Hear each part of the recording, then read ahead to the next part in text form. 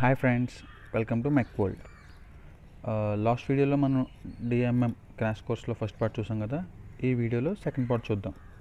Okay, ఈ వీడియోలో మనం డిస్కస్ చేసుకోబోయే టాపిక్స్ ఏంటంటే bearings, flywheels, governors, cams. Okay, ఈ టాపిక్స్ కంప్లీట్ చేసుకుంటే మన డిఎంఎంలో టోటల్ అన్నీ కంప్లీట్ అయినట్టే. Okay, first bearings. జనరల్గా బేరింగ్ అనేది ఏంటి? ఒక మెషిన్ ఎలిమెంట్. ఇప్పుడు డిజైన్ ఆఫ్ మెషిన్ మెంబర్స్లో ఏది వచ్చినా అది మెషిన్ ఎలిమెంటే పక్కగా. కాకపోతే స్పెసిఫిక్గా దానికంటే సెపరేట్ ఒక ఫంక్షన్ ఉంటుంది. అలా బేరింగ్స్ ఫంక్షన్ ఏంటంటే to permit relative motion between the contact surfaces. తెలిసిందే కదా, ఒక రిలేటివ్ మోషన్ పర్మిట్ చేయడానికి మనం బేరింగ్స్ అనేది యూజ్ చేస్తాం. ఎక్కువగా ఆ రిలేటివ్ మోషన్ అనేది రోటరీ మోషన్ అనేది రోటరీ మోషన్ అయి ఉంటుంది. ఓకే, అలానే అలాగే పర్మిట్ చేస్తూ సర్టన్ లోడ్ అనేది క్యారీ చేయాల్సి వస్తుంది.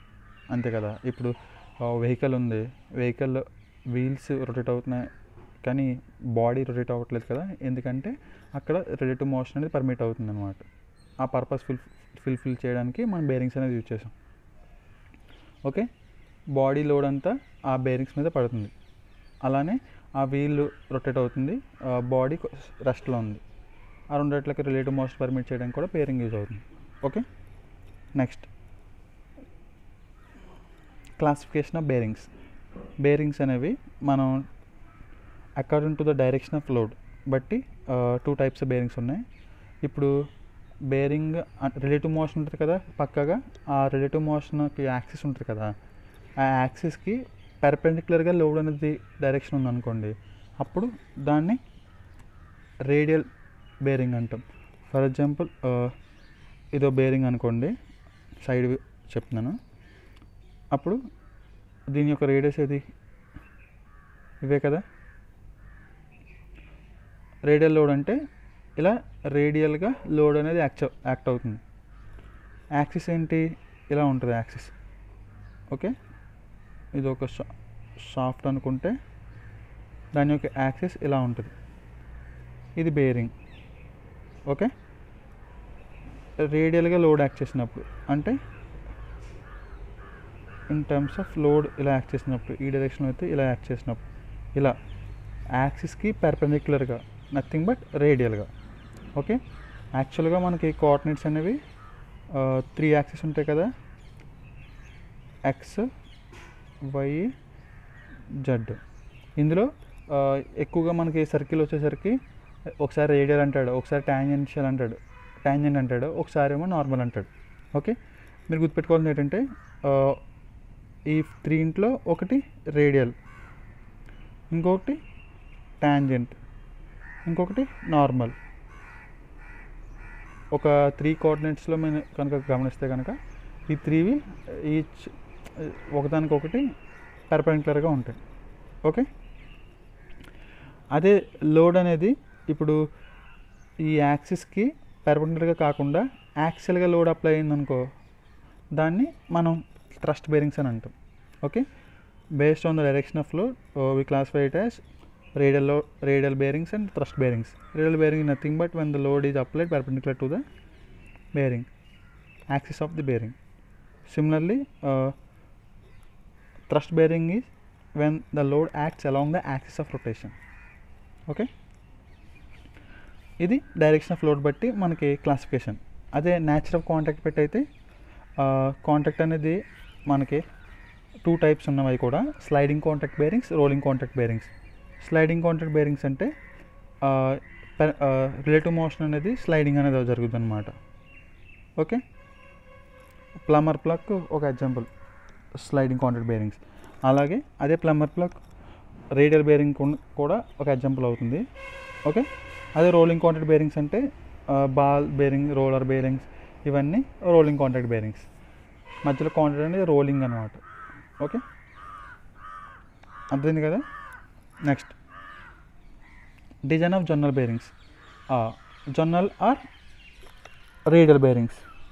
ఓకే, మనం రేడియల్ బేరింగ్స్ని జర్నల్ బేరింగ్స్ అని కూడా అంటాం. ఇలా గుర్తుపెట్టుకోండి. థ్రస్ట్ బేరింగ్స్ అని అంటాం. ఓకే, దీన్ని ఎలా డిజైన్ చేయాలి? మన డిజైన్లో ఏం చేయాలి? దీని యొక్క డైమెన్షన్స్ ఎంత ఉండాలి అది ఫైండ్ అవుట్ చేయాలి. అంతే కదా. సో ఫస్ట్ ఇచ్చిన కండిషన్స్ బట్టి మనం డిజైన్ డేటా బుక్ ద్వారా L/D రేషియో అనేది ఫిక్స్ చేసుకుంటాం. ఓకే, ఇలా L/D రేషియో వచ్చిన తర్వాత జనరల్గా ప్రెజర్ ఫార్ములా ఏంటి? Load by area. ఓకే, మనకి L/D రేషియో వచ్చింది కదా, దాన్ని బట్టి LD వస్తాయి. అప్పుడు బేరింగ్ ప్రెజర్ అనేది ఫైండ్ అవుట్ చేస్తాం సెకండ్ స్టెప్లో. దాని ద్వారా మనకి అది ఫార్ములా ఏంటంటే load by bearing area. Bearing area nothing but length into diameter. Okay, ఇప్పుడు నెక్స్ట్ ఈ ప్రెజర్ వచ్చిన తర్వాత నెక్స్ట్ స్టెప్ ఏంటి? Bearing characteristic number. Bearing characteristic number అంటే ZN/P. ఇది ఫైండ్ అవుట్ చేస్తాం. దీన్నే బేరింగ్ క్యారెక్టరిస్టిక్ నెంబర్ అంటాం. ఈ బేరింగ్ క్యారెక్టరిస్టిక్ నెంబర్లో P అంటే ప్రెజర్, మనకి ఇందాక వచ్చింది కదా అది. Z అంటే అబ్సల్యూట్ విస్కోసిటీ. N అంటే speed in RPM. Okay, journal యొక్క స్పీడ్ ఏమో N, Z ఏమో అబ్సల్యూట్ విస్కోసిటీ, P అంటే ప్రెజర్. ఇక్కడ Z అనేది మనకి యూనిట్ kg/m/s ఉంటుంది. ఓకే, నెక్స్ట్ ఇప్పుడు వరకు మనం 3 స్టెప్స్ చేసాం. ఫస్ట్ స్టెప్ ఏంటి? L/D రేషియో ఫిక్స్ చేయడం డిజైన్ డేటా బుక్ ఆధారపడి. Next bearing pressure W/LD bearing pressure అది ఫైండ్ అవుట్ చేస్తాం. దాని తర్వాత ప్రెజర్ వచ్చిన తర్వాత బేరింగ్ క్యారెక్టరిస్టిక్ నెంబర్ ZN/P అనేది ఫైండ్ అవుట్ చేసాం. ఇప్పుడు ఇంకొకటి ఫైండ్ అవుట్ చేయాలి, క్లియరెన్స్ రేషియో. ఈ టర్మ్స్ అన్ని ఇంపార్టెంటే. క్యారెక్టరిస్టిక్ బేరింగ్ క్యారెక్టరిస్టిక్ నెంబర్ అంటే ZN/P, ఈ ఫామ్లో గుర్తుపెట్టుకోవాలి. అలాగే క్లియరెన్స్ రేషియో అంటే C/D. ఇందులో C అంటే ఏంటి? Again D - D.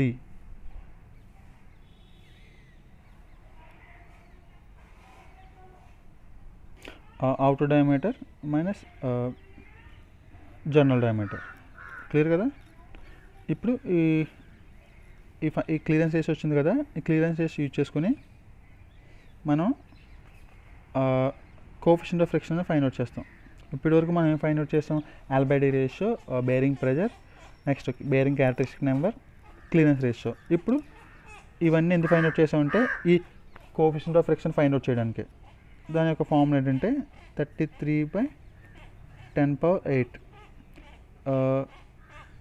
10⁸ into bearing characteristic number ZN/P into reciprocal of clearance ratio. Clearance ratio C/D కదా, రెసిప్రోకల్ అంటే D/C ప్లస్ K. ఓకే, ఫైనల్గా ఇది ఫైండ్ అవుట్ చేస్తాం. Coefficient of friction. ఫ్రిక్షన్ వల్ల ఇక్కడ ఫ్రిక్షన్ అనేది జనరేట్ అవుతుంది కదా బేరింగ్స్ మధ్యలో. సో ఈ ఫ్రిక్షన్ ఫైండ్ అవుట్ చేయడానికి, అది coefficient of friction find out చేయడానికి ఫార్ములా ఇది. ఇందులో క్యారెక్టరిస్టిక్ నెంబర్ ఆల్రెడీ మన దగ్గర ఉంది, క్లియరెన్స్ రేషియో ఆల్రెడీ ఉంది. ఈ యూనిట్స్ బేస్ చేసుకుని ఇది వచ్చింది. K అంటే factor to correct for end leakage. End leakage correct చేయడానికి యూజ్ చేసే ఫ్యాక్టర్ అనమాట.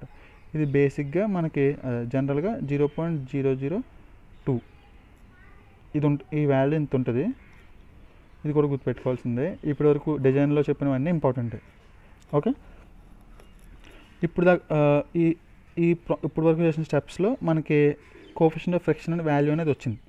ఈ కోఎఫిషియంట్ ఆఫ్ ఫ్రిక్షన్ వాల్యూ ఎందుకు అవసరం మనకి?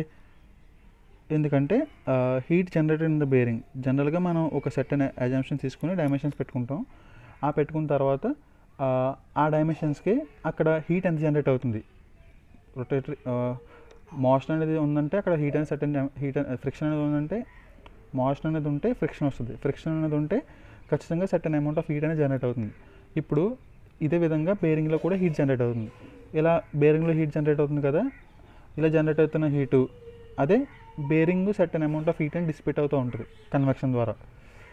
ఈ హీటు రెండిట్లకి డిఫరెన్స్ మనకి నెగిటివ్లో ఉండాలి. అంటే heat dissipated by the bearing అనేది ఎక్కువ ఉండాలి compare to heat generated in the bearing. అప్పుడే మనకి అది టెంపరేచర్ రైజ్ అవ్వదు, ఆ బేరింగ్ యొక్క టెంపరేచర్ రైజ్ అవ్వదు.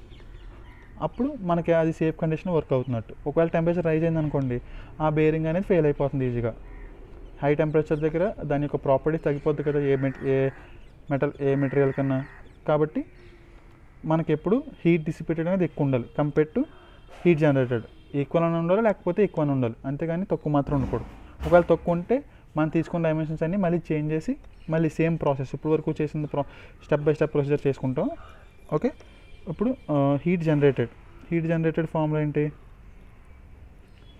ఇప్పుడు వరకు చేసినంత హీట్ జనరేటర్ ఫైండ్ అవుట్ చేయడానికి కోఎఫిషియంట్ ఆఫ్ ఫ్రిక్షన్ ఈ ముందు స్టెప్స్ ద్వారా వచ్చిన న్యూని ఇక్కడ వేసుకున్నాం. Next W into V. W అంటే బేరింగ్ లోడ్. ఇందాక మనకు ప్రెజర్లో bearing load by bearing area అని వేసుకున్నాం కదా, ఈ డబ్ల్యూ ఇది. ఓకే, వి అంటే రబ్బింగ్ వెలాసిటీ ఎంత వెలాసిటీతో రబ్ అవుతుంది, నథింగ్ బట్ πdn బై 60. మనకు తెలిసింది కదా, డయామీటర్ స్పీడ్ ఉంటే లీనియర్ వెలాసిటీ అనేది వచ్చేస్తుంది. ఫైనల్గా హీట్ జనరేటెడ్ ఫార్ములా వచ్చింది, న్యూ డబ్ల్యూ ఇంటూ వి. ఈ న్యూ అనేది ఎలా వచ్చిందంటే ఇప్పుడు వరకు చేసిన స్టెప్స్ L/D రేషియో, తర్వాత బేరింగ్ ప్రెజర్, తర్వాత బేరింగ్ క్యారెక్టరిస్టిక్ నెంబర్, తర్వాత క్లియరెన్స్ రేషియో, తర్వాత న్యూ. ఓకే, ఇప్పుడు వచ్చిన వాల్యూని మనం heat dissipated by the బేరింగ్తో compare చేసుకుంటాం. అది ఎలా అంటే హీట్ డిసిపేటెడ్ ఫార్ములా ఏంటి?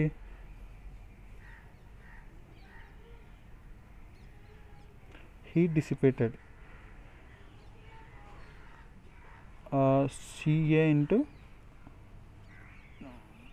TB minus TA. ఇది యాక్చువల్గా కన్వెక్షన్ ద్వారా, అంటే కన్వెక్షన్ ద్వారా హీట్ ట్రాన్స్ఫర్ జరుగుతుంది కాబట్టి ఈ ఫార్ములా వేసుకున్నాం. ఓకే, ఇందులో C అంటే అవన్నీ అవసరం లేదు మీకు ఈ సెట్ పాయింట్ ఆఫ్ వ్యూలో. Heat dissipated by the heat dissipation coefficient. A అంటే ప్రొజెక్టెడ్ ఏరియా. TB అంటే బేరింగ్ సర్ఫేస్ యొక్క temperature. Okay, TN highest temperature, ఈ రెండింటిలో హైయెస్ట్ టెంపరేచర్ TB. TA అంటే అట్మాస్ఫియరిక్ టెంపరేచర్. ఓకే, ఫైనల్గా ముందు చెప్పినట్టు హీట్ డిసిపేటెడ్ అనేది హీట్ జనరేటెడ్ కన్నా ఎక్కువ ఉండాలి. ఎక్కువ లేదనుకోండి మన డిజైన్ ఫెయిల్ అవుతుంది పక్కాగా. కాబట్టి మళ్ళీ డైమెన్షన్ చేంజ్ చేసుకుని మళ్ళీ సేమ్ ప్రాసెస్ అనేది చూస్తాం. ఎప్పుడు వరకు ఈక్వల్ హీట్ డిసిపేషన్ అనేది ఈక్వల్ కానీ లేకపోతే గ్రేటర్ దెన్ కానీ హీట్ జనరేషన్కి అవుతే అప్పుడు వరకు చేస్తాం. అలా అవుతే సేఫ్ అన్నట్టు. Okay, next design of thrust bearings. దీనికన్నా ముందు మనకి సోమర్ఫీల్డ్ నెంబర్ అని ఒకటి ఉంది, దాని గురించి కూడా ఒకసారి చూసేద్దాం. బేరింగ్ క్యారెక్టరిస్టిక్ నెంబర్ ఫార్ములా ఏంటి? Zn/P.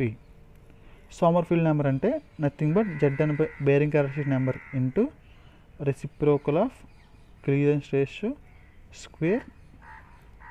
ఇది సోమర్ఫీల్డ్ నెంబర్. క్లియర్ కదా? ఈ వాల్యూ అంతా మనం ఫైండ్ అవుట్ చేస్తే దాన్నే సోమర్ఫీల్డ్ నెంబర్ అంటాం. ఈక్వల్ టు 14.3 ఇంటూ 10⁶ దీని వాల్యూ. ఓకే, ఒకవేళ క్వశ్చన్లో సోమర్ఫీల్డ్ నెంబర్ ఫార్ములా అంటే ఈ ఫార్ములా వేసుకోవాలి. ఒకవేళ దాని వాల్యూ ఎంత ఉంటుంది జనరల్గా అని అడిగితే ఈ 14.3 ఇంటూ 10⁶ అనేది వేసుకుంటాం. Okay, next design of thrust bearings. ఇప్పటివరకు మనం చేసిన డిజైన్ అంతా రేడియల్ బేరింగ్స్. అంటే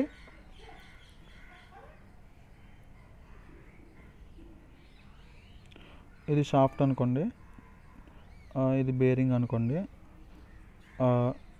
యాక్సిస్ సాఫ్ట్ యాక్సిస్ ఇది కదా, ఈ యాక్సిస్కి షాఫ్ట్ ద్వారా వచ్చిన లోడ్ అనేది పెర్పెండిక్యులర్ డైరెక్షన్లో ఉంది కాబట్టి ఇది రేడియల్. ఓకే, ఒకవేళ ఇది సెంటర్ అనుకుంటే ఇది బేరింగ్ ఎండ్ కదా, దానికి రేడియస్ ఎంత ఇదే కదా అవుతుంది, లేకపోతే ఇదే కదా అవుతుంది. ఈ రేడియల్ కాబట్టి రెండు ప్యారలల్గా ఉన్నాయి. క్లియర్ కదా? Next thrust bearings.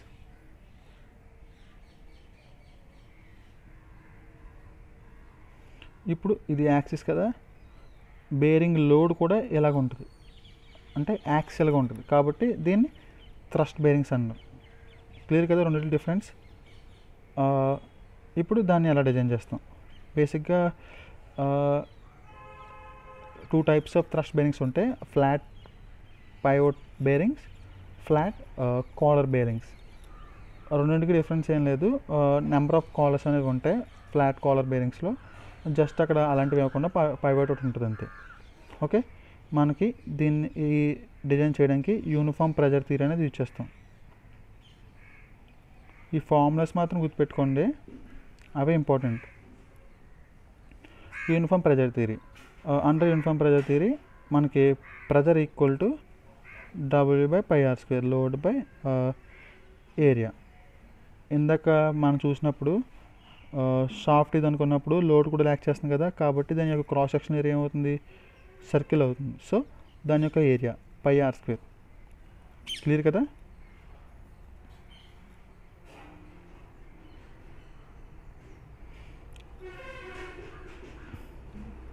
ఇప్పుడు ప్రెజర్ వచ్చింది. టార్క్ ఫార్ములా ఏంటంటే 2/3 న్యూ WR. ఇది టార్క్ ఫార్ములా. మనకి pressure formula under uniform pressure theory for flat pivot bearings formula ఏంటంటే W/πr². అలానే టార్క్ ఫార్ములా ఏంటంటే 2/3 mu WR.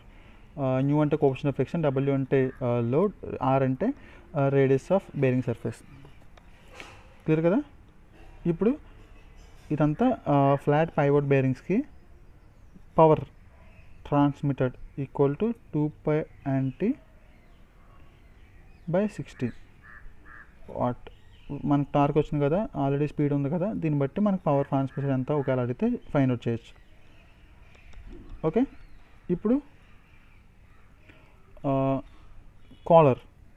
Caller bearings, collar bearing design ఎలాగా under uniform pressure theory ప్రకారం. Okay. Same మనం ప్రెజర్కి expression ఇస్తాం, W/N/R1² - R2². ఇందాక పైవోట్ బేరింగ్ అంటే W/πr². ఇక్కడ దానికి డిఫరెన్స్ ఏంటంటే ఇక్కడ N అనేది ఎక్స్ట్రా యాడ్ అయింది, R² ప్లేస్లో R1² - R2². ఎందుకంటే కాలర్కి మనకి 2 డైమెన్షన్స్ ఉంటాయి, external diameter, internal diameter. So external radius square minus internal radius square. N అంటే నెంబర్ ఆఫ్ ఉంటాయి, చెప్పాను కదా నెంబర్ ఆఫ్ కాలర్స్ ఉంటాయని. సో నెంబర్ అనేది N. ఓకే. ఈ విధంగా మనం ప్రెజర్ అనేది ఫైండ్ అవుట్ చేస్తాం అండర్ యూనిఫామ్ ప్రెజర్ థియరీ ప్రకారం. నెక్స్ట్ సిమిలర్గానే torque equal 2/3 mu WR for flat pivot bearings. అదే ఫ్లాట్ కాలర్ బేరింగ్స్కి అయితే న్యూ W ఇక్కడ ఫైనల్గా R1³ - R2³/R1² - R2². ఇవన్నీ క్యాన్సిల్ అవుతాయి. ఫైనల్గా మనకు R దగ్గర వస్తుంది. అంటే పైన క్యూబ్ ఉంది, కింద స్క్వేర్ ఉంది, 3 - 2 1 కదా పవర్ అనేది. సో దానికి ఈక్వల్గా వచ్చేలాగే ఇక్కడ కూడా ఉంది సిమిలర్గానే, పెద్ద గుర్తుపెట్టుకోవాల్సిన అవసరం లేదు. ఒకవేళ కాలర్ అంటే 2 రేడియసెస్ వస్తాయి అంతే. ఓకే. ఇప్పుడు next ball and roller bearings. ఇప్పటివరకు చూసింది స్లైడింగ్ కాంటాక్ట్ బేరింగ్స్. ఇప్పుడు చూడబోయేది రోలింగ్ కాంటాక్ట్ బేరింగ్స్. ఇందులో మనం ఈ బేరింగ్స్ ఎలా స్పెసిఫై చేస్తామంటే, ఓకే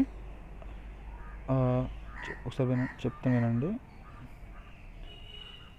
0.6 ఇంటూ ఒక 3 డిజిట్ నెంబర్స్తో డినోట్ చేస్తాం అనమాట. ఫర్ ఎగ్జాంపుల్ మనం XYZ అనే 3 డిజిట్ నెంబర్స్ అనుకున్నాం అనుకోండి. ఈ X అనేది 1 కానీ 2 కానీ 3 కానీ 4 కానీ ఉంటుంది. 1 అంటే ఫర్ ఎక్స్ట్రా లైట్ డ్యూటీ, 2 అంటే ఫర్ లైట్ డ్యూటీ, 3 అంటే మీడియం డ్యూటీ, 4 అంటే హెవీ డ్యూటీ. ఇలా పర్పస్ బట్టి మనకి డిసిగ్నేషన్ అనేది ఉంటుంది. ఈ ఇనిషియల్ వాల్యూ అంటే X వాల్యూ. ఓకే. YZ అనేది ఒక వాల్యూ ఉంటుంది. ఆ వాల్యూ ఇంటూ 5 చేస్తే మనకు వచ్చేది డయా బేరింగ్. ఓకే. ఫర్ ఎగ్జాంపుల్ నేను 206 అని ఇచ్చాను. 2 అనేది ఏంటి, X వాల్యూ 2 అంటే లైట్ డ్యూటీ. ఓకే. 06 ఉంది, ఈ 06ని ఇంటూ 5 చేయండి, అప్పుడు 30 వచ్చింది. అంటే ఆ బేరింగ్ డయామీటర్ అనేది 30 mm. క్లియర్ కదా. ఈ విధంగా ఫర్ ఎగ్జాంపుల్ 306 ఇచ్చాడు అనుకోండి, ఈ 30 mm డయామీటర్ ఉన్న బేరింగే, కాకపోతే using for medium duty. Okay. ఇలా డిసిగ్నేట్ చేస్తాం మనం.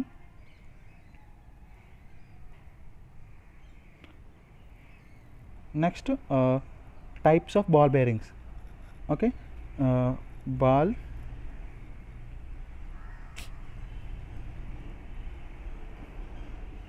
రోలర్. ఓకే. ఇప్పుడు ఇందులో ఫస్ట్ డీప్ బేరింగ్స్. డీప్ రో ఎందుకంటే హై లోడ్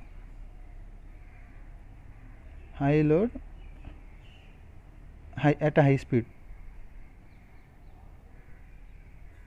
డీప్ అన్న కదా, డీప్గా ఎందుకు పెట్టామంటే for bearing high load and high speeds at high speeds. Okay, ఈ డీప్ రో అనేది 2 టైప్స్, సింగిల్ రో డీప్ బేరింగ్స్ లేకపోతే డబుల్ రో బేరింగ్స్.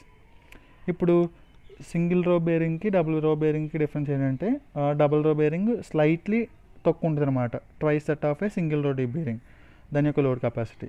అంతకన్నా డిఫరెన్స్ ఏం లేదు. ఈ రెండు మేజర్గా మనం high load capacity load bear చేయడానికి అట్ హై స్పీడ్స్ యూజ్ చేస్తాం. డీప్ గుర్తుపెట్టుకోండి. నెక్స్ట్ ఇది బాల్ బేరింగ్. బాల్ బేరింగ్లో సెకండ్ వన్ ఏంటంటే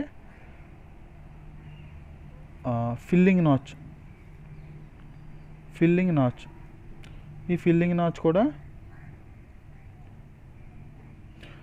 మనం లార్జ్ బేరింగ్ లోడ్ కెపాసిటీకే యూజ్ చేస్తాం. అంటే డీప్కి ఫిల్లింగ్ నాచ్కి డిఫరెన్స్ ఏం లేదు, రెండు హై లోడ్ కెపాసిటీకి యూజ్ చేస్తాం. Okay, next angular contact. ఇక్కడ 2 ఉంటాయి గుర్తుపెట్టుకోండి, బాల్లో 2 ఉంటాయి, రోలర్లో 2 ఉంటాయి. ఈ 4 కన్ఫ్యూజ్ అవుతాం టోటల్గా. కాబట్టి ఒకసారి చూడండి, యాంగులర్ కాంటాక్ట్. ఇలా యాంగులర్ కాంటాక్ట్ బేరింగ్స్కి మనం ఎందుకు యూజ్ చేస్తామంటే థ్రస్ట్ లోడ్ ఉంటుంది కదా, అంటే యాక్చువల్గా లోడ్ ఉంటుంది కదా, ఈ థ్రస్ట్ లోడ్ అనేది ఏదో direction X or Y direction, ఏ డైరెక్షన్లో ఉన్నా బేర్ చేయడానికి ఈ యాంగులర్ కాంటాక్ట్ బేరింగ్స్ అనేది యూజ్ చేస్తాం. Okay, next self aligning. రెండింటికి మనకి విత్ రెస్పెక్ట్ టు యాంగిల్కి కొంచెం కన్ఫ్యూజ్ అవుతూ ఉంటాం. యాంగులర్ అంటే మెయిన్ పర్పస్ ఏంటంటే థ్రస్ట్లో ఫర్ ఎగ్జాంపుల్ మనం ఒక యాంగిల్ ఇలా certain amount of force act చేస్తున్నాం అనుకోండి, అప్పుడు దాన్ని యొక్క resolution with respect to X axis with respect to Y axis కూడా తీసుకుంటాం కదా. సో అలానే యాంగులర్ కాంటాక్ట్ బేరింగ్ ద్వారా ఆ బేరింగ్ అనేది ఎక్స్ యాక్సిస్లో వచ్చిన లోడ్ అన్న తీసుకుంటుంది, బేర్ చేయగలదు, అలాగే వై యాక్సిస్లో యాక్ట్ చేసిన లోడ్ అన్న బేర్ చేయగలదు. అందుకే దాన్ని యాంగులర్ కాంటాక్ట్ బేరింగ్స్ అన్నాం. అదే సెల్ఫ్ అలైన్ అనుకో, పేరులో ఉంది సెల్ఫ్ అలైన్. ఒకవేళ డిఫ్లెక్షన్ అయిందనుకోండి, షాఫ్ట్ డిఫ్లెక్ట్ అవుతూ ఉందనుకోండి, అప్పుడు ఈ సెల్ఫ్ అలైన్ బేరింగ్ ద్వారా ఈజీగా అలాంటి ప్లేసెస్లో ఈ సెల్ఫ్ అలైన్ బేరింగ్ అనేది యూజ్ చేస్తాం. ఇలా ఈ self align bearing 2 to 3 degrees miss alignment వరకు, అదే షాఫ్ట్ డిఫ్లెక్షన్ అనేది మనం బేర్ చేయగలదు. ఓకే, ఇప్పుడు దాకా చెప్పుకున్నవన్నీ బాల్ బేరింగ్స్. ఒకసారి ఫస్ట్ కానీ మళ్ళీ చెప్దాం. డీప్ హై లోడ్ కెపాసిటీ, అలానే ఫిల్లింగ్ నాచ్ కూడా higher large bearing load capacity ఉన్నది.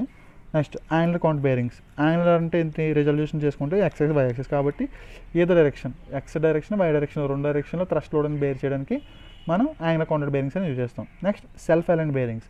సెల్ఫ్ అలైన్ బేరింగ్ అంటే ఏంటి? అది ఆటోమేటిక్గా అలైన్ అయిపోతుంది అనమాట. షార్ప్ డిఫ్లెక్ట్ అయింది, ఆటోమేటిక్గా అలైన్ అయిపోతుంది ఈ బేరింగ్ అనేది యూజ్ చేసుకుంటే. దాని యొక్క డిఫ్లెక్షన్ అనేది 2 to 3 degrees. క్లియర్ కదా. Next roller bearings. Roller బేరింగ్స్లో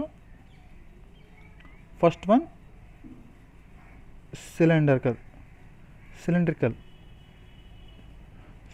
roller bearings. ఈ సిలిండ్రికల్ రోలర్ బేరింగ్స్ ఎప్పుడు యూజ్ చేస్తుంటే హై స్పీడ్ ఉన్నప్పుడు సిలిండ్రికల్ రోలర్ బేరింగ్స్ అని యూజ్ చేస్తాం. Okay, cylindrical roller bearings for high speed. Next spherical. Okay, ఇందాక మనకు వచ్చింది ఏంటి? సెల్ఫ్ అలైన్ వచ్చింది కదా.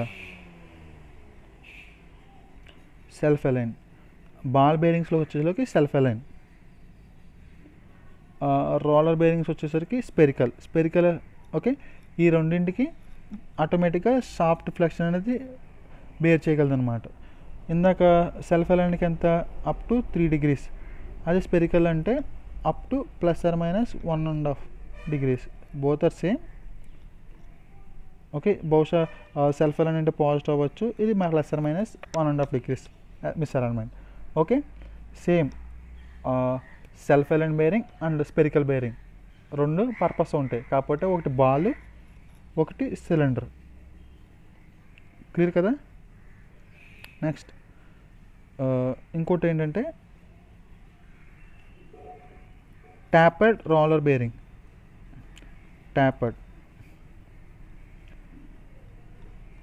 టాపర్డ్, యాంగ్లర్, ఈ రెండింటి సిమిలర్ అనమాట. బాల్లో అయితే యాంగ్లర్, రోలర్ అయితే ట్యాపర్. రెండింటి పర్పస్ ఏంటంటే to carry load in either direction. ఈ విధంగా గుర్తుపెట్టుకోండి. యాక్చువల్గా డిఫరెన్స్ ఉంది. డిఫరెన్స్ ఏంటంటే ట్యాపర్డ్ రోలర్ బేరింగ్స్ అనేవి both radial load, thrust load రెండు బేర్ చేయడానికి యూజ్ చేస్తాం. రేడియల్ థ్రస్ట్ లోడ్ ఒకదానికొకటి మ్యూచువల్లీ పర్పెండిక్యులర్గా కదా, సో ఏదర్ 2 డైరెక్షన్స్లో లోడ్ అనేది బేర్ చేస్తుంది అనమాట ట్యాపర్డ్ రోలర్ బేరింగ్. సిమిలర్గా యాంగులర్ కౌంటెడ్ బేరింగ్ కూడా అంతే. కాబట్టి రెండు సిమిలర్. ఇందాక ముందు చెప్పాను కదా మనకి 4 బేరింగ్స్ అనేవి సిమిలర్గా ఉంటే కన్ఫ్యూజ్ అవుతామని. అవే self align bearing, spherical roller bearing. ఈ రెండింటికి పర్పస్ ఏంటంటే షాఫ్ట్ డిఫ్లెక్షన్ పర్మిట్ చేసుకోగలం. Certain amount of shaft deflection వరకు అది కరెక్ట్గా చేయగలదు అనమాట, అలైన్ అవ్వగలదు. అదే tapered roller bearing, angular contact bearing, ఈ రెండింటిలో పర్పస్ ఏంటంటే లోడ్ అనేది ఏదో డైరెక్షన్ ఎక్స్ అండ్ వై డైరెక్షన్లో తీసుకోవద్దు. ఎక్స్ వై అంటే రేడియల్ అండ్ థ్రస్ట్. ఓకే, ఇవే డిఫరెన్స్. ఇవి హాఫ్ అండ్ అడుగుతూ ఉంటాడు క్వశ్చన్స్, కన్ఫ్యూజ్ అవుతూ ఉంటాం. సో ఒకసారి గుర్తుపెట్టుకోండి.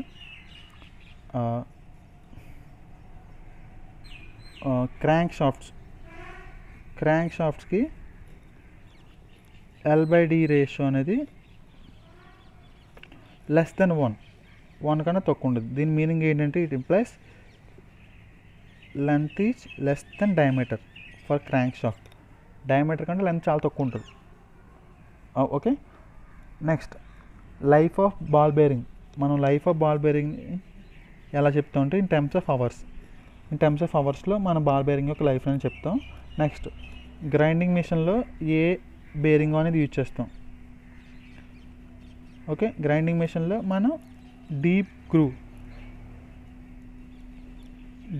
బాల్ బేరింగ్ అనేది యూజ్ చేస్తాం. ఈ డీప్ గ్రూ అంటే ఏంటి, హై లోడ్ కెపాసిటీ ఉన్నది కదా, ఇది మనం గ్రైండింగ్ మిషన్లో యూజ్ చేస్తాం.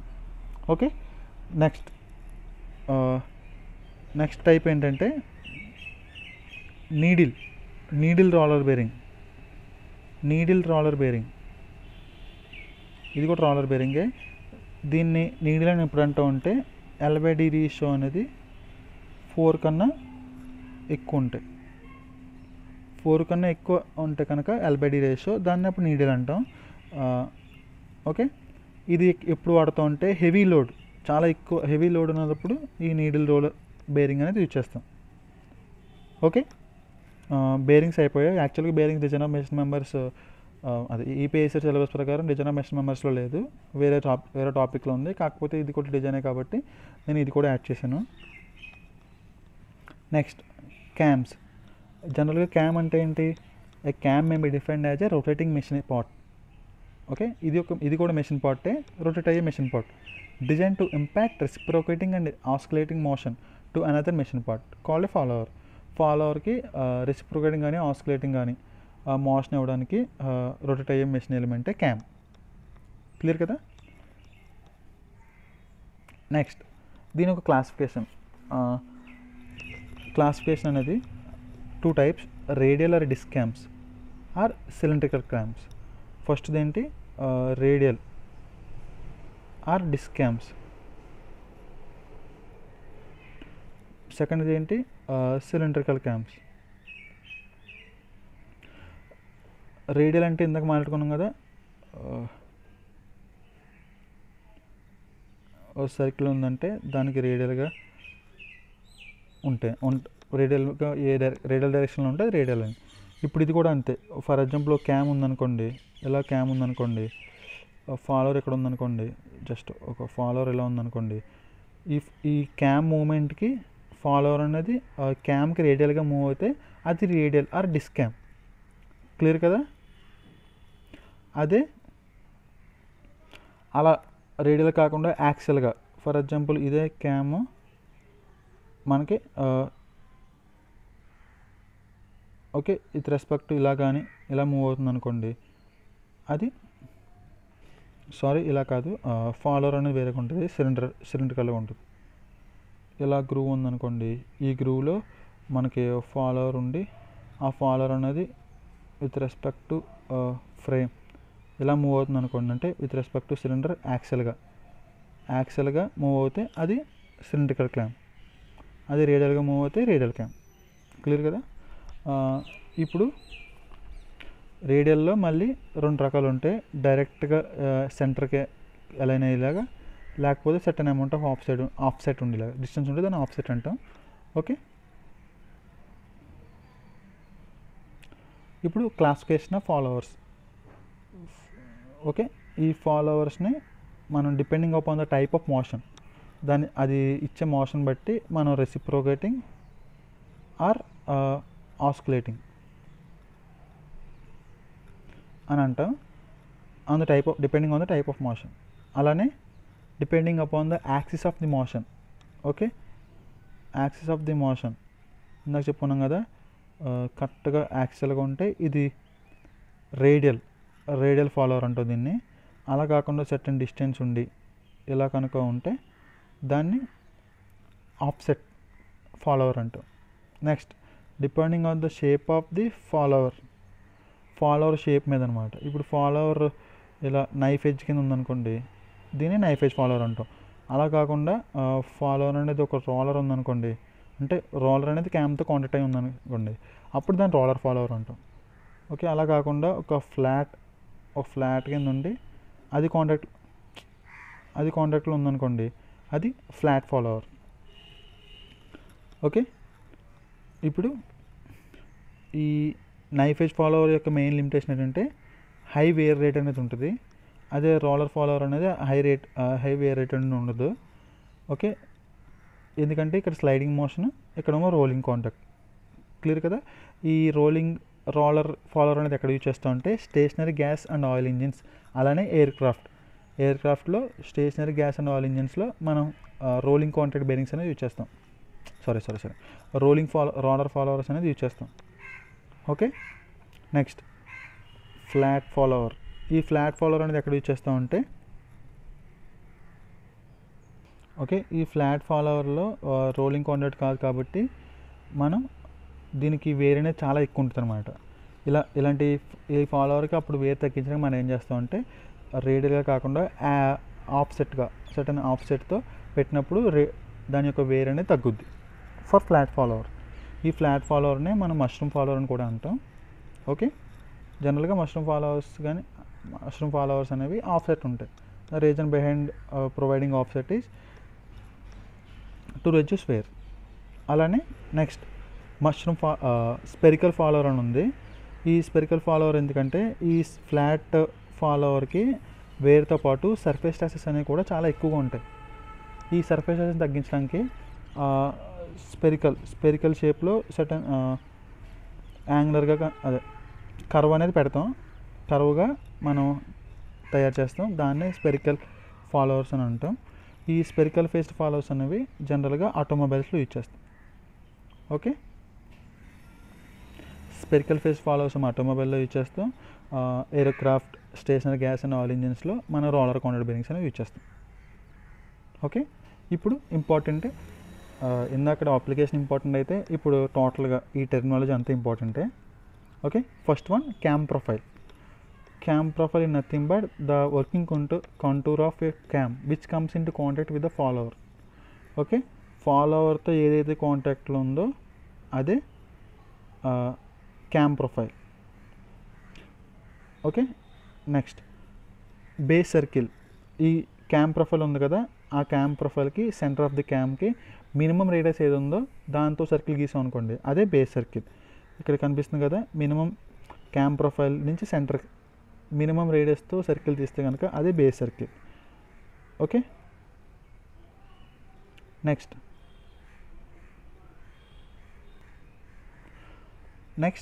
Tracing point. ట్రేసింగ్ పాయింట్ అంటే the point on the follower from which the profile of a cam is determined. Okay, ఫాలోవర్లో ఒక పాయింట్ ఉంటుంది, ఏ పాయింట్ అంటే అది tracing of the cam is determined. దాన్నే అందుకే ట్రేసింగ్ పాయింట్ అంటాం. జనరల్గా నైఫ్ ఎడ్జ్ ఫాలోవర్కి అయితే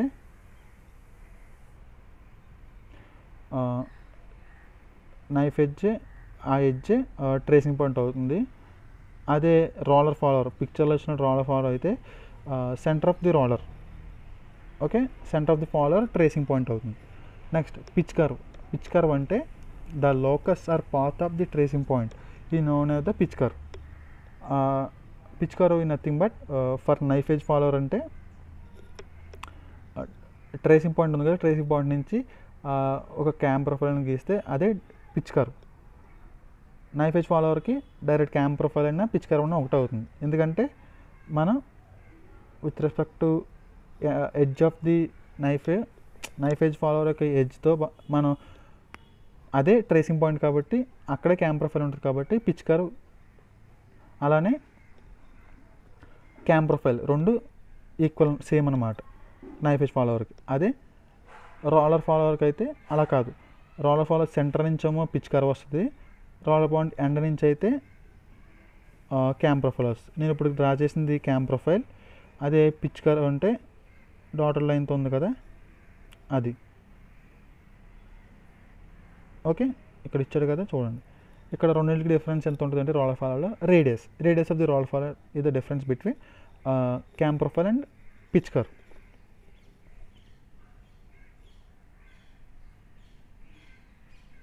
next prime circle nothing but మనకి క్యామ్ ప్రొఫైల్ మినిమం రేడియస్తో మనం సర్కిల్ డ్రా చేస్తే అది బేస్ సర్కిల్ కదా.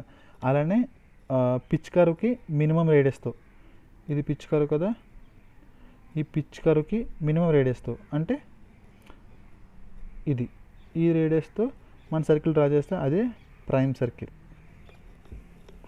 Okay, next lift or stroke. It is the maximum displacement of the follower from the base circle of the cam. Okay, base circle నుంచి ఎంత distance maximum ఎంత distance move అవ్వదు అదే lift or stroke. Next angle of cam ఉంటుంది, angle of ascent. Follower పైకి move అయ్యే టైంలో cam అనేది ఎంత యాంగిల్ రొటేట్ అయింది అది యాంగిల్ ఆఫ్ అసెంట్. తర్వాత angle of descent. Cam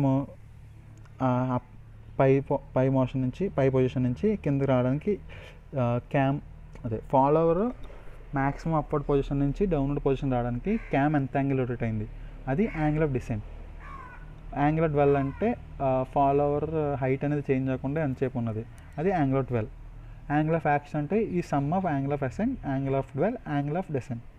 okay, అందుకంటే ఏం లేదు. నెక్స్ట్ ఇంపార్టెంట్ పాయింట్ ఏంటంటే ప్రెజర్ యాంగిల్. ఇక్కడ పిక్చర్లో ఇచ్చాడు కదా pressure angle nothing but normal to the cam profile. Okay, ఇక్కడ normal to the cam profile ఇది వెర్టికల్గా ఉంది కదా అది normal to the cam profile. అదే దానికి డైరెక్షన్ ఆఫ్ ది ఫాలోవర్. ఒకవేళ ఇక్కడ ఫాలోవర్ ఉందనుకోండి ఈ పాయింట్ దగ్గర, దానికి డైరెక్షన్ ఏమవుతుంది ఇలా కదా అవుతుంది రేడియల్ ఫాలోవర్కి. అందుకే రేడియస్ నుంచి ఓ లైన్ గీసుకున్నాడు ఆ పాయింట్కి. Okay, normal to the cam and direction of the follower ఈ రెండిటికి చేసే angle pressure angle. Okay, normal to the cam direction with respect to the direction of follower the angle made is nothing but pressure angle. ఇప్పుడు ఈ pressure angle అనేది ఈ మొత్తం cam ప్రొఫైల్లో ఎక్కడ ఎక్కువ ఉంది, ఓకే ఎక్కడ ఎక్కువ ఉందో దాన్ని మనం పిచ్ పాయింట్ అంటాం. ఓకే,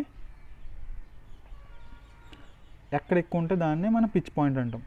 ఈ పిచ్ పాయింట్ నుంచి ఒక సర్కిల్ డ్రా చేసుకుంటే దాన్ని పిచ్ సర్కిల్ అంటాం. ఓకే, ఇవే, అంతకంటే ఎక్కువ అవసరం లేదు. అర్థమైంది కదా. జనరల్గా 3 సర్కిల్స్ ఉంటే base circle from cam profile to centre minimum రేడియస్తో ఒక సర్కిల్ గీసుకుంటే base circle. Next prime circle pitch curve నుంచి మినిమం రేడియస్తో సెంటర్ ఆఫ్ ది క్యామ్ నుంచి ఒక సర్కిల్ డ్రా చేసుకుంటే అది ప్రైమ్ సర్కిల్. అదే పిచ్ సర్కిల్ అంటే ఈ పిచ్ పాయింట్ వచ్చింది కదా మ్యాక్సిమం ప్రెజర్ యాంగిల్ ఉన్న పాయింట్ పిచ్ పాయింట్ అనడం. ఈ పిచ్ పాయింట్ నుంచి ఒక రేడియస్ తీసుకుని ఆ సర్కిల్ డ్రా చేస్తే అది పిచ్ సర్కిల్. ఓకే, అంతే, ఈ టెర్మినాలజీ అంతకంటే ఎక్కువ అవసరం లేదు. నెక్స్ట్ క్యామ్ మోషన్ అనేది మనకి 4 టైప్స్ ఉన్నది. Okay, first one cycloidal cam అనేది మనం జర్క్స్ అని మినిమైజ్ చేయడానికి యూజ్ చేస్తాం. సైక్లాయిడ్ క్యామ్ ఇది ఇంపార్టెంట్, ఎందుకంటే క్వశ్చన్స్ ఎలా అడుగుతాడంటే దీన్ని అప్లికేషన్ పాయింట్ ఆఫ్ వ్యూ అడుగుతాడు అనమాట. ఇది జనరల్గా ఎక్కడ యూజ్ చేస్తాం, జర్క్స్ అనేది మినిమైజ్ చేయడానికి యూజ్ చేస్తాం. అలానే హై స్పీడ్ ఇంజిన్స్కి ఈ సైక్లోయిడల్ క్యామ్ అనేది యూజ్ చేస్తాం. అలానే ఆటోమొబైల్స్, హై స్పీడ్ ఇంజిన్స్ అంటే ఆటోమొబైల్స్ కూడా యాడ్ అవుతుంది. So automobiles, high speed engine, jerks ఇవన్నిటికీ మనం సైక్లోయిడల్ క్యామ్ అనేది యూజ్ చేస్తాం. Okay. Next simple harmonic motion. ఈ సింపుల్ హార్మోనిక్ మోషన్ అనేది ఎక్కడ ఉంటుందంటే దాని యొక్క అప్లికేషన్ ఎక్కడ ఉంటుందంటే low and moderate speed. For high speed cycloidal, for low and moderate speed simple harmonic motion. Okay. Next uniform velocity ఉంది, అలానే యూనిఫామ్ యాక్సిలరేషన్ ఉంది. దానికి ఒక సిగ్నిఫికెన్స్ పెద్దగా లేదు. మేజర్గా సైక్లోయిడల్ క్యామ్ మోషన్, అలానే simple harmonic motion. Okay. Next springs are resilient members generally used to observe shocks. మన షాక్స్, వైబ్రేషన్స్ ఇలా ఈ రెండింటిని మనం అబ్జర్వ్ చేసుకోవడానికి స్ప్రింగ్స్ అనేవి యూజ్ చేస్తాం. జనరల్గా ఈ స్ప్రింగ్స్ అనేవి టైప్స్ ఉన్నవి. అందులో ఎక్కువ యూజ్ చేసేది helical springs, leaf springs. Okay. ఈ రెండు ఎక్కువగా యూజ్ చేస్తాం. జనరల్గా స్మాల్ స్పేస్ ఉంది మనకి, అక్కడ స్పేస్ కన్స్టెంట్ ఉంది. అలాంటి చిన్న స్పేస్లో లార్జ్ అమౌంట్ ఆఫ్ ఎనర్జీ అనేది అబ్జర్వ్ చేసుకోవాలి. అలాంటి అప్లికేషన్లో మనం స్పైరల్ టార్షన్ స్ప్రింగ్ అనేది యూజ్ చేస్తాం. ఓకే.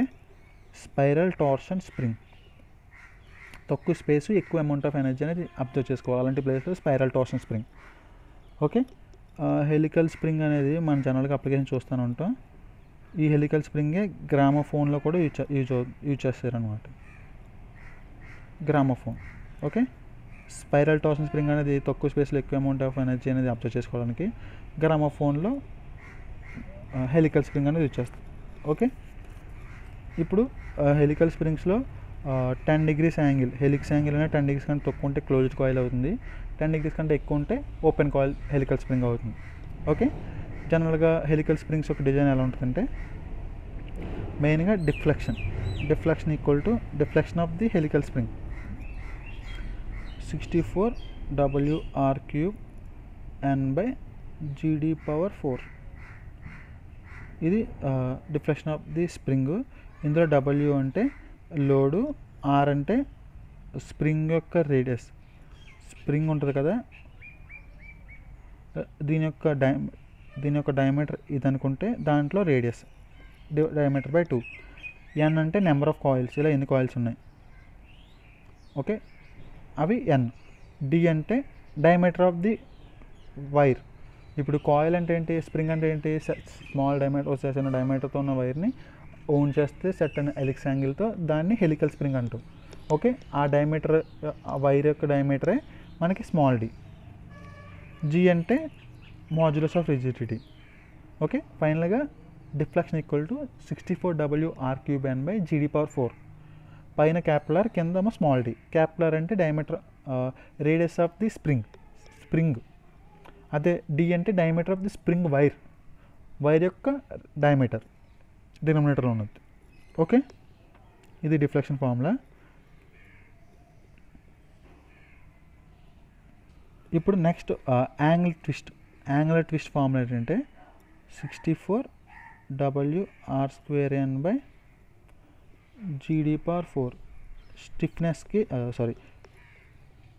డిఫ్లెక్షన్కి యాంగులర్ ట్విస్ట్కి డిఫరెన్స్ ఏంటంటే ఇక్కడ R అనేది డిఫ్లెక్షన్లో R³ అయింది, ఈ టర్మ్ అనేది. అదే యాంగులర్ ట్విస్ట్లో R² అయింది, అంతే. ఇది కూడా ఈజీ గుర్తుపెట్టుకోవచ్చు. Next shear stress induced in spring wire. ఈ ఫార్ములాస్ గుర్తుపెట్టుకోవాలి డైరెక్ట్. 16 WR/πd³. ఇది ఎలా ఉందంటే tau equal to 16T/πd³. T అనే ప్లేస్లో W × R ఉంది. T అంటే టార్క్ కదా, లోడ్ ఇంటూ రేడియసే కదా, రేడియస్ ఇంటూ W లోడ్. క్లియర్గా ఇలా గుర్తుపెట్టుకోండి. ఇక్కడ క్యాపిలర్ అంటే ఏంటి, radius of the spring. Next stiffness of the spring. Stiffness అంటే లోడ్ బై డిఫ్లెక్షన్. మనకు ఆల్రెడీ డిఫ్లెక్షన్ వాల్యూ ఉంది 64 WR³ N/GD⁴. W అంటే W. ఇప్పుడు ఈ రెండు సబ్స్టిట్యూట్ చేస్తే మనకి ఈజీగా వచ్చేస్తుంది. ఇది ఇంకా ఫార్ములా రాయట్లేదు, ఒకసారి దాన్ని రేస్ చేసుకుంటే సరిపోతుంది. Next energy stored in the స్ప్రింగ్లో ఎంత ఎనర్జీ స్టోర్ అయింది, దాని యొక్క ఫార్ములా ఏంటంటే U = half into load into deflection. Okay, అలానే దీన్ని ఇంకోలా రాసుకుంటే say stress square by 4g into volume of wire, wire యొక్క వాల్యూమ్ అంటే length of the wire into diameter area of the wire. Okay, ఈ విధంగా చేస్తే మనకి energy stored in the spring అనేది వచ్చేస్తుంది. ఓకే, స్ప్రింగ్స్లో ఎందుకంటే ఎక్కువ అవసరం లేదనుకుంటున్నా, నేనైతే ఇక్కడతో ఆపుతున్నాను స్ప్రింగ్స్ అనేవి. Next thin cylindrical shells. జనరల్గా ఒక సిలిండ్రికల్ షెల్ అనేది థిక్ అనేది ఎలా చెప్తామంటే depending upon the diameter by thickness ratio. ఒకవేళ థిక్ సిలిండ్రికల్ షెల్ అనుకోండి, థిక్నెస్ అనేది ఎక్కువ ఉంటుంది. ఎక్కువ ఉన్నప్పుడు దీని వాల్యూ ఎంత అవుద్ది? Okay, with respect to 10 to 15 మన ఈ రేషియోని చెప్తాం. ఒకవేళ 10 కన్నా ఈ వాల్యూ తక్కువ ఉందనుకోండి, అప్పుడు అది దాని మీనింగ్ ఏంటి? ఇక్కడ కింద థిక్నెస్ అనేది ఎక్కువ ఉన్నట్టే కదా, కాబట్టి థిక్ సిలిండ్రికల్ షెల్. అదే 10 కన్నా ఎక్కువ ఉందనుకోండి d/t వాల్యూ, అది థిన్ సిలిండ్రికల్ షెల్. ఓకే, ఇది థిక్, ఇది థిన్. ఇప్పుడు మన అనాలిసిస్ అంతా థిన్ సిలిండ్రికల్ షెల్స్కి. జనరల్గా థిన్ సిలిండ్రికల్ షెల్స్కి 2 types ఆఫ్ స్ట్రెసెస్ అనేది యాక్ట్ చేస్తాయి. అందులో ఒకటి ఏంటంటే హూప్ ఆర్ సర్కంఫరెన్షియల్. దీని యొక్క ఫార్ములా ఏంటంటే PD/2T. T అంటే thickness of the cylindrical shell, P అంటే ప్రెజర్, D అంటే డయామీటర్. క్లియర్ కదా? ఆడు 3 ఇచ్చేస్తాడు, సర్కంఫరెన్షియల్ స్ట్రెస్ అని లేదా హూప్ స్ట్రెస్ అని అడుగుతాడు. ఫైనల్గా ఫార్ములా వేసుకొని సబ్స్టిట్యూట్ చేస్తే సరిపోతుంది. Next longitudinal stress PD/4T. దీనికి డిఫరెన్స్ ఏంటంటే సర్కంఫరెన్షియల్ స్ట్రెస్లో 2 ఉంటుంది, లాంగిట్యూడినల్ స్ట్రెస్లో 4 ఉంటుంది. ఓకే, అంటే circumferential equal to 2 into longitudinal stress. ఒకవేళ ఎఫిషియన్సీ ఇచ్చాడు అనుకోండి, ఈ హూప్ స్ట్రెస్ ఏమవుతుందంటే మనకి లాంగిట్యూడినల్ ఎఫిషియన్సీ ఇచ్చాడు అనుకోండి, ఆ ఎఫిషియన్సీ అనేది సర్కంఫరెన్షియల్ స్ట్రెస్లో వేసుకుంటాం అనమాట డినామినేటర్లో. ఈ ఎఫిషియన్సీ అనేది ఇక్కడ సర్కంఫరెన్షియల్ కాబట్టి ఇది ఖచ్చితంగా లాంగిట్యూడినల్ ఎఫిషియన్సీ అవుతుంది. ఇలా ఎక్స్ప్లెనేషన్ చేయడానికి టైం సరిపోదు కాబట్టి జస్ట్ అలా చెప్తున్నాను. అదే ఇక్కడ లాంగిట్యూడినల్ స్ట్రెస్ ఉందనుకోండి, ఇక్కడ 4 అవుతుంది. ఈ ఎఫిషియన్సీ అనేది సర్కంఫరెన్షియల్ అవుతుంది. ఓకే,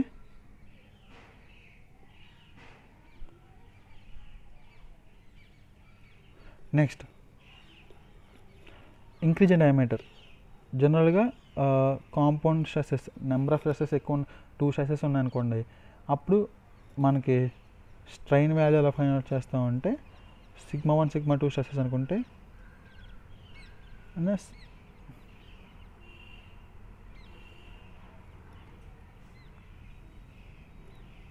ఇది ఫార్ములా. ఒకవేళ 3 ఉంటే ఇంకో మైనస్ పెట్టుకుని σ3/me. ఇది ఫార్ములా కదా. దీన్ని బట్టి మనం change in diameter find out చేయొచ్చు. సర్కంఫరెన్షియల్ స్ట్రెయిన్ అంటే nothing but change in diameter by original diameter. ఇప్పుడు change in diameter find out చేస్తున్నాను. స్ట్రెయినే కదా ఇది, సర్కంఫరెన్షియల్ స్ట్రెయిన్. మనకి ఇక్కడ 2 స్ట్రెసెస్ ఉన్నాయి, సర్కంఫరెన్షియల్ స్ట్రెస్, లాంగిట్యూడినల్ స్ట్రెస్. కాబట్టి PD/2T circumferential stress into E minus PD/4TE clear. Also M. మనకి ఎంత ఫార్ములా ప్రకారం ఇది వచ్చింది. ఇప్పుడు ఈ డీని అనేది ఇటు సైడ్ పంపేసుకుంటున్నాను, అంటే రైట్ హ్యాండ్ సైడ్ సెండ్ చేసుకుంటున్నా. అప్పుడు ఏమవుతుంది? PD² అవుతుంది. ఈ రెండింటిలో కామన్గా PD²/2T కామన్గా ఉంది కదా.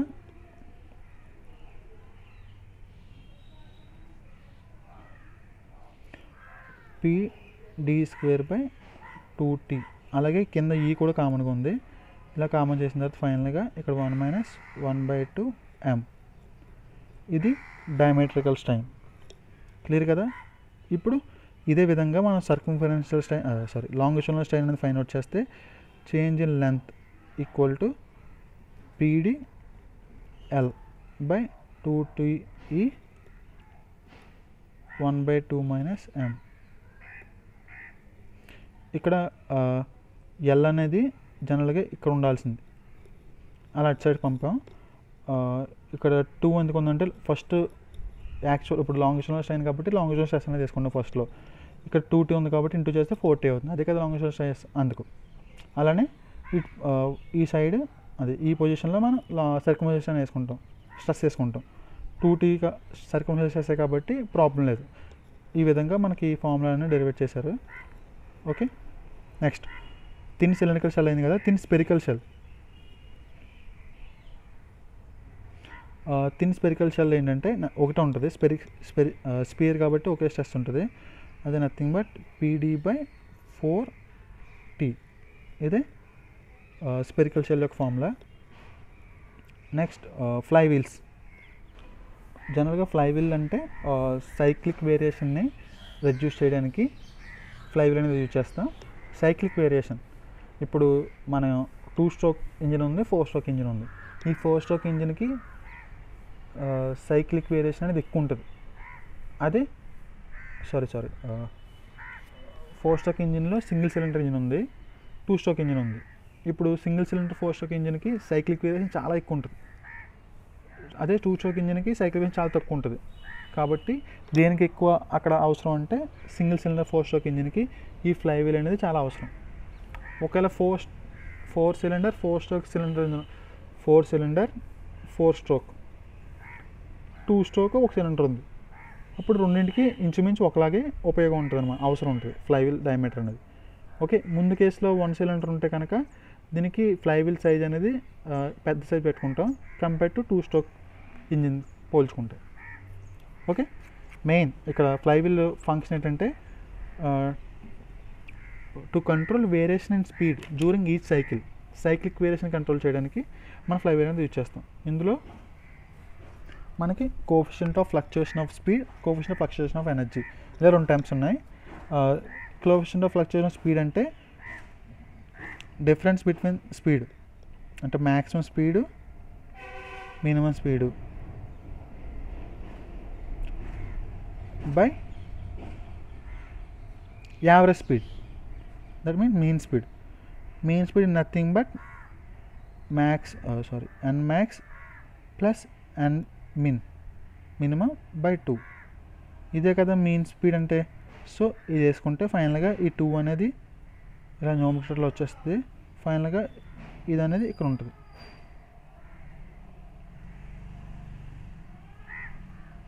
ఫైనల్గా coefficient of fluctuation of speed equal to 2 into n max minus n min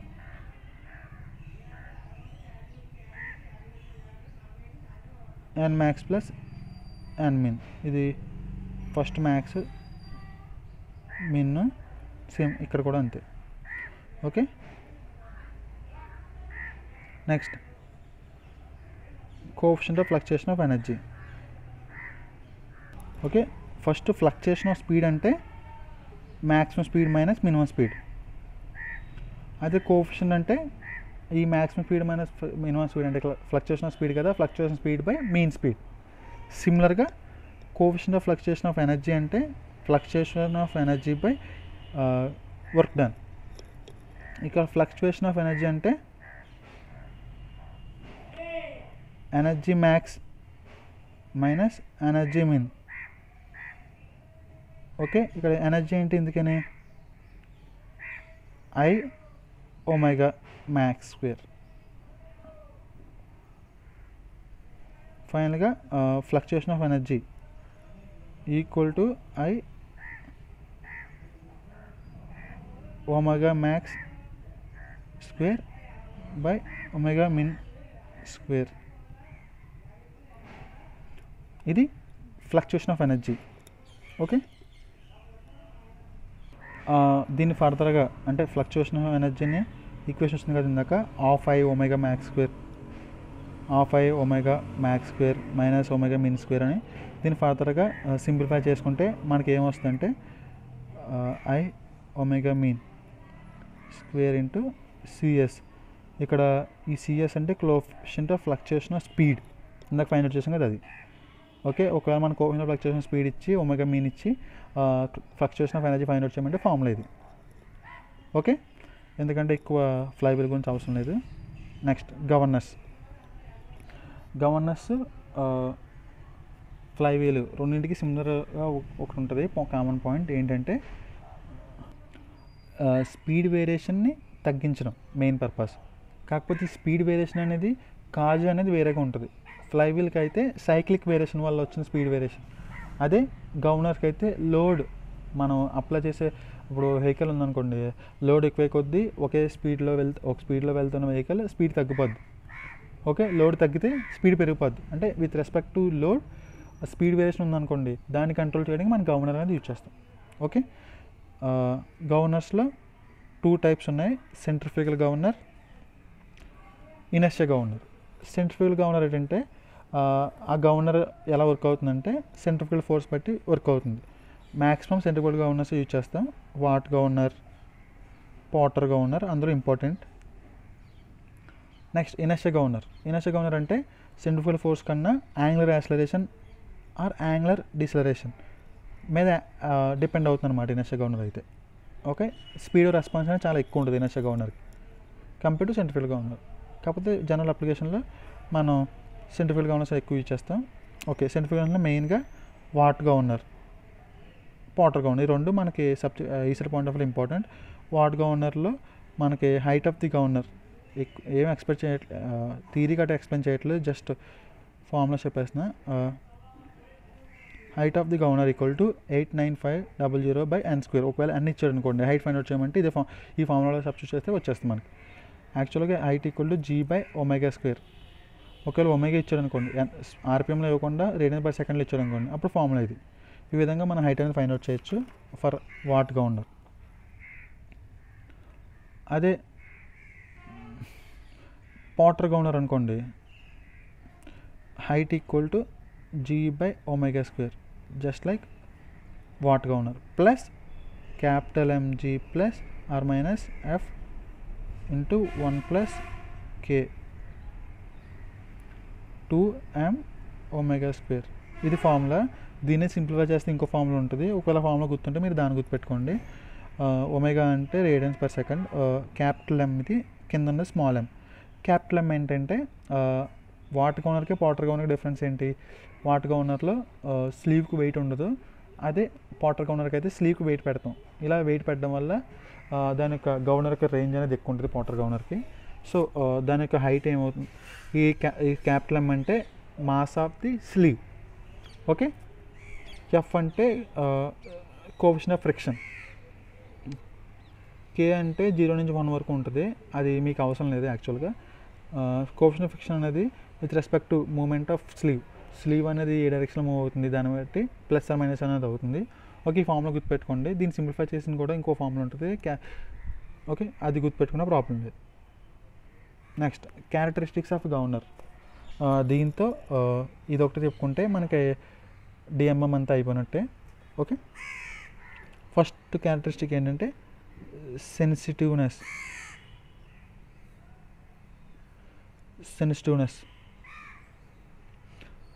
అంటే nothing but coefficient of fluctuation of speed ఉంది కదా 5 వీల్స్లో, సేమ్ అలాగే ఇది కూడా. Sensitiveness is nothing but mean speed,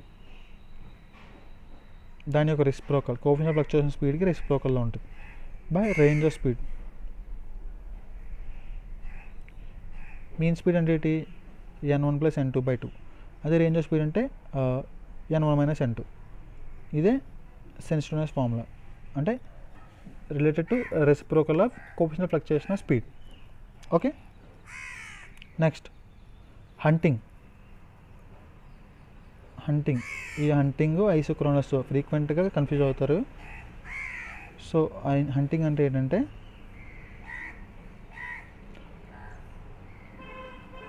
range of speed అనేది 0 ఉంటాయి. రేంజ్ అంటే ఏంటి? Maximum speed minus minimum speed. ఈ రేంజ్ ఆఫ్ స్పీడ్ అనేది 0 అంటే మీనింగ్ ఏంటి? Maximum speed nothing but minimum speed అనేది వేరియేషన్ ఉండదు. అంటే if the range of speed is 0 then the condition is called అని అడుగుతారు క్వశ్చన్. అప్పుడు అబ్సల్యూట్గా ఆన్సర్ అనేది హంటింగ్ అవుతుంది. Okay, max range of speed is nothing but when the speed is constant. Range of speed zero nothing but when the speed is constant. Okay, అదే isochronous అనుకోండి, range of ఇప్పుడు వరకు చెప్పాను కదా, అదంతా హంటింగ్ కాదు, ఐసోక్రోనస్. ఐసోక్రోనస్కి నేను కన్ఫ్యూజ్ అయ్యాను. ఐసోక్రోనస్కి రేంజ్ ఆఫ్ స్పీడ్ అనేది zero. Okay, if the range of speed is 0, then the condition is called isochronous governor. Then the governor is called isochronous governor. అలానే హంటింగ్ అంటే ఏంటంటే, ఇప్పుడు చిన్న స్పీడ్ వేరియేషన్ తక్కువ ఉందనుకోండి, తక్కువ స్పీడ్ వేరియేషన్కి ఫ్యూయల్ సప్లై చేంజ్ అనేది చాలా ఎక్కువగా జరుగుతుంది అనుకోండి, అప్పుడు దాన్ని హంటింగ్ అంటాం. ఓకే, దాని మీనింగ్ ఏంటంటే, థ్రాటిల్ వాల్వ్ ఉంటుంది కదా, థ్రాటిల్ వాల్వ్ చిన్న లైట్ వేరియేషన్ స్పీడ్ అయినా సరే ఎక్కువ ఓపెన్ అయిపోతుంది. ఓకే, అలా ఇంకా పైకి కిందకి అలా గవర్నర్ బాల్స్ అని అలా మూవ్ అవుతూనే ఉంటాయి హంటింగ్ కండిషన్లో. Okay, when the range of speed is zero, then the condition is called then the governor is called isochronous governor. అలానే హంటింగ్ అంటే స్మాల్ చేంజ్ ఇన్ స్పీడ్కి మనకి వేరియేషన్ ఇన్ ఫ్యూయల్ సప్లై అనేది చాలా ఎక్కువగా ఉందనుకోండి, అది హంటింగ్. ఓకే, ఇంకోటి controlling force equal to MR omega square. ఈ formula MR omega square controlling ఫోర్స్కి. ఎం అంటే mass of the ball, R అంటే రేడియస్ ఆఫ్ గవర్నర్, ఒమేగా అంటే angular velocity, angular speed. Okay, controlling force depends on mass, radius, directly proportional to mass, radius and angular speed. Okay, next stability. ఇది కూడా ఇంపార్టెంటే. For a stable governor the condition is అని అడుగుతాడు, లేకపోతే for a unstable governor the condition is. జనరల్గా graph ఉంటుంది,